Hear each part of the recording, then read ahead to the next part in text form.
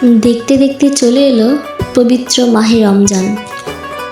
দীর্ঘ সময় না খেয়ে থাকার পর ইফতারে কেন খেজুর রাখা জরুরি তা কি জানেন? এটি কেবল ঐতিহ্য বা সুন্নত নয়, এর পেছনে রয়েছে দারুণ কিছু স্বাস্থ্য উপকারিতা।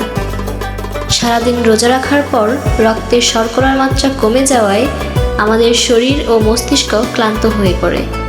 এই অবস্থায় খেজুরের প্রাকৃতিক শর্করা বা গ্লুকোজ খুব দ্রুত রক্তে শোষিত হয়, যা শরীরে তাৎক্ষণিক শক্তির যোগান দেয় এবং নিমিষেই ক্লান্তি দূর করে।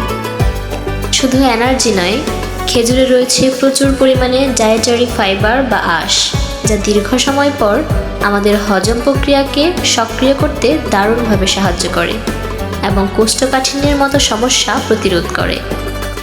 এছাড়া খেজুর হলো পটাশিয়াম, ম্যাগনেসিয়াম ও আয়রনের মতো গুরুত্বপূর্ণ খনিজ উপাদানের পাওয়ার হাউস।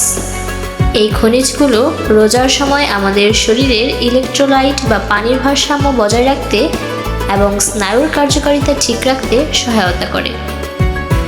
মনে রাখবেন, খেজুর পুষ্টির এক অনন্য উৎস হলেও ক্যালোরির কথা মাথায় রেখে ইফতারে 2 থেকে 3টি খেজুর খাওয়াই স্বাস্থ্যের জন্য সবচেয়ে কার্যকর।